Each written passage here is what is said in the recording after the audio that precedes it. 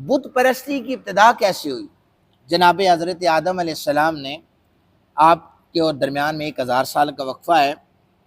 اچھا، اس دوران جب حضرت آدم علیہ السلام کی وفات ہو گئی، کچھ نیک لوگ ایسے تھے، لوگ ان کی اقتدا کرتے تھے، ان کے پیروکار تھے۔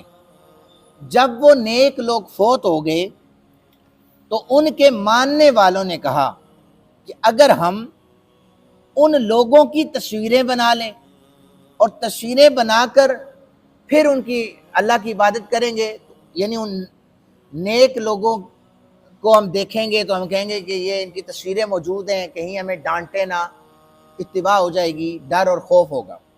تو اب انہوں نے ان کی تصویریں بنا لی۔ جب وہ لوگ فوت ہوئے جنہوں نے تصویریں بنائی، جو اگلی نسل آئی، ان کے دل میں ابلیس نے آ کر یہ خیال ڈالا کہ تمہارے جو آبا تھے یہ ان بنی ہوئی تصویروں کی عبادت کیا کرتے تھے۔ وہ تو پتھروں پر، مورتیوں پر تصویر بنتی تھی۔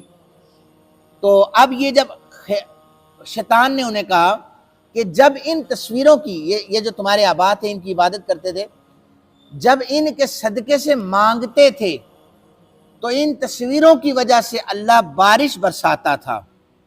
تو اب ان لوگوں نے ان تصویروں کی عبادت کرنا شروع کر دی۔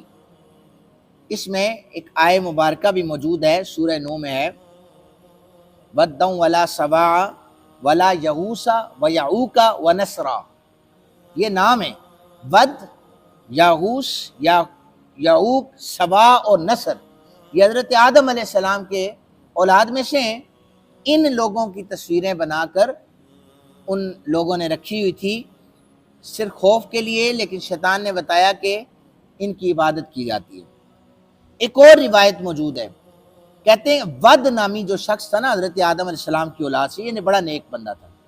جب وہ فوت ہو گیا، اس کی قوم کے لوگ بابل کی سرزمین پر اس کی قبر کے گرد بیٹھ کر روتے رہتے تھے۔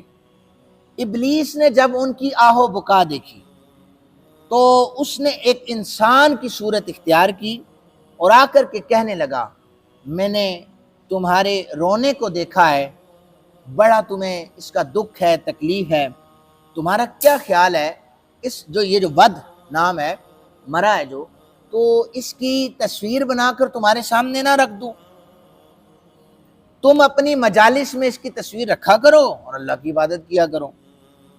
انہوں نے اتفاق کر لیا، جو لوگ رو رہے تھے بیٹھے ہوئے، اس نے ود کی تصویر بنا دی۔ اب قبر کو چھوڑ کر لوگ اس تصویر کے گرد بیٹھتے اور روتے بھی تھے، اللہ کی عبادت بھی کرتے تھے، جو طریقہ تھا ان کا۔ ابلیس نے یہ منظر دیکھا، اس نے کہا ایک جگہ پہ اکٹھے ہو جاتے ہو، کیوں نہ میں تم سب کے گھروں میں ایک ایک بت بنا دوں ود کا، تو وہیں پر بیٹھ کر اسے دیکھ لیا کرو، رو لیا کرو اور اللہ کی عبادت کیا کرو۔ اب ایک ایک مجسمہ بنا کر ود نامی اس شخص کا ہر گھر میں رکھ دیا گیا۔ اب ہر گھر میں جب اس کا بت رکھا گیا، وہ لوگ فوت ہوئے تو ان کی اولادیں بھی ایسا کرتی۔ ابلیس نے جو آنے والی نسلیں تھیں ان کے دلوں میں یہ ڈالا کہ یہ جن کی تصویریں اصل میں خدا یہی ہیں، تم ان کی عبادت کرو۔ وہ نسلیں ان بتوں کی عبادت شروع کرنے لگی۔ جب یہ عبادت شروع ہو گئی، اللہ عز و جل نے حضرت نوح علیہ السلام کو مبعوث فرما دیا۔ تو نوح علیہ السلام رحمت کیسے بن کے آئے کہ پھر ان لوگوں کو تبلیغ کرنے لگے، راہ راست پہ لانے لگے۔ حضرت ام المومنین عائشہ صدیقہ رضی اللہ تعالیٰ عنہ، حضرت ام حبیبہ رضی اللہ تعالیٰ عنہ، ام سلمہ رضی اللہ تعالیٰ عنہ، آپ نے روایت کیا ہے نبی علیہ السلام کے ازواج مطہرات نے کہ حبشہ میں ازواج مطہرات نے ایک گرجا دیکھا جس کا نام ماریہ تھا۔